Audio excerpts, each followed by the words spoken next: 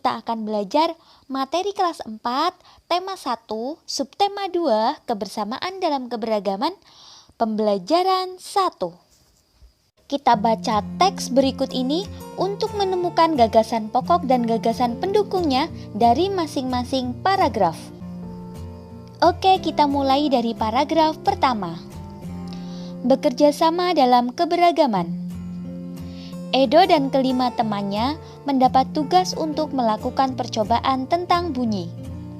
Sepulang sekolah, mereka berkumpul di rumahnya. Setiap orang sudah menyiapkan peralatan yang dibutuhkan. Lani dan Siti membawa beberapa kaleng yang sudah dilubangi. Udin dan Beni membawa benang kasur. Mereka berkumpul di halaman depan rumah. Keenam sekawan siap bekerja sama melakukan percobaan. Baik, bisa kita amati paragraf 1 ini. Di awal paragraf berisi uraian, kemudian kalimat berikutnya juga uraian, penjelasan, informasi ya. Kemudian di akhir paragraf ada simpulan. Itu menunjukkan bahwa kalimat utama berada di akhir paragraf, yaitu keenam sekawan siap bekerja sama melakukan percobaan. Berikutnya paragraf 2. Saat percobaan akan dimulai, tiba-tiba terdengar adzan. Siti dan Udin meminta izin kepada teman-temannya untuk sholat. Teman-temannya mengizinkan mereka untuk melakukan ibadah. Edo meminjamkan ruang makannya untuk digunakan Siti dan Udin sholat. Meskipun Edo beragama Katolik, ia tidak keberatan rumahnya dipakai untuk sholat. Beni yang beragama Kristen, Dayu yang beragama Hindu, dan Lani yang beragama Buddha menunggu dengan sabar temannya beribadah. Keenam sahabat selalu menghargai satu dengan yang lain.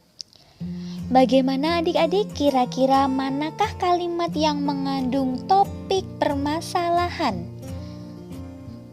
Baik, dari awal paragraf ini masih menunjukkan penjabaran dan topik permasalahannya juga ada di akhir paragraf atau simpulan. Jadi, kalimat utamanya berada di akhir paragraf.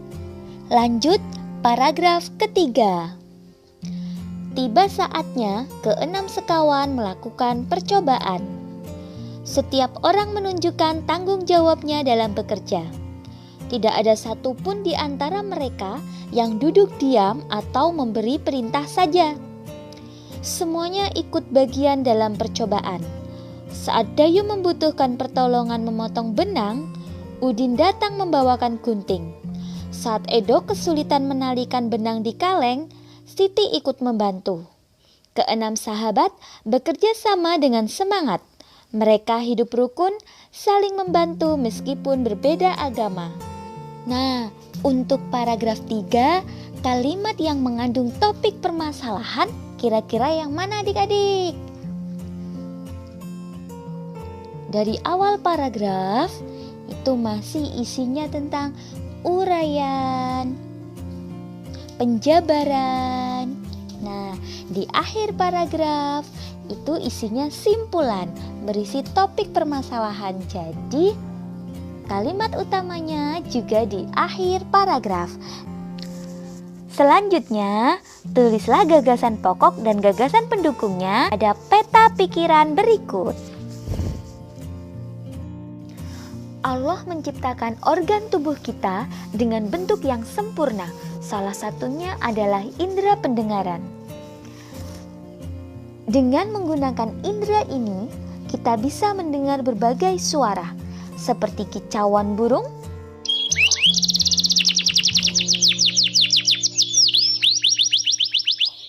suara air mengalir,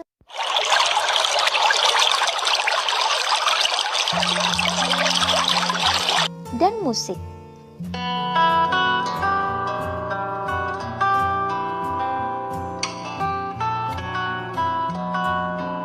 Apa saja bagian dari fungsi indera pendengaran? Dan juga bagaimana telinga kita dapat mendengar? Ayo kita simak penjelasan berikut. Telinga mempunyai 3 bagian, yaitu telinga luar, telinga tengah, dan telinga dalam. Daun telinga akan menangkap suara dari luar, kemudian menyalurkan ke telinga di dalam. Saluran telinga terdapat rambut-rambut halus dan cairan telinga. Cairan telinga dan rambut halus tersebut berfungsi untuk melindungi telinga dari benda asing.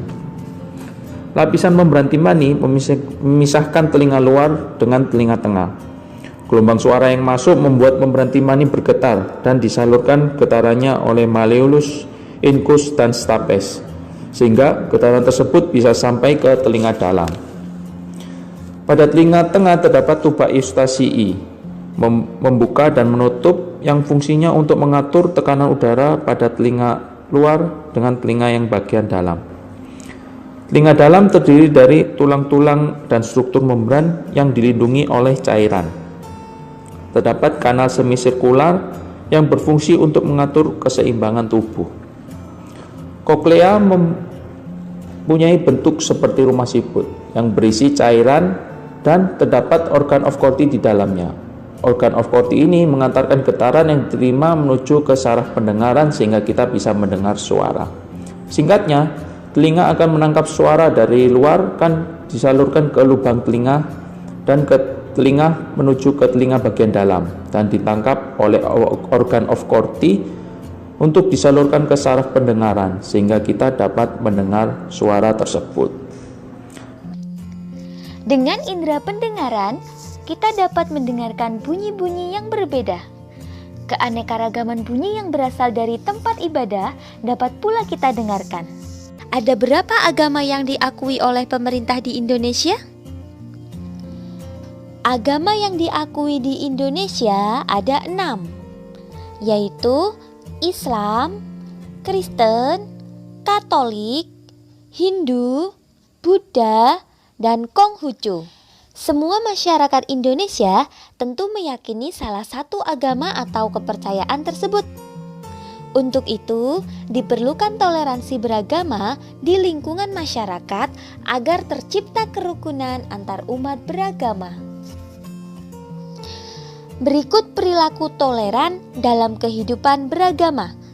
Yang pertama, menghormati agama yang diyakini oleh orang lain. Berikutnya, tidak memaksakan keyakinan agama kepada orang lain.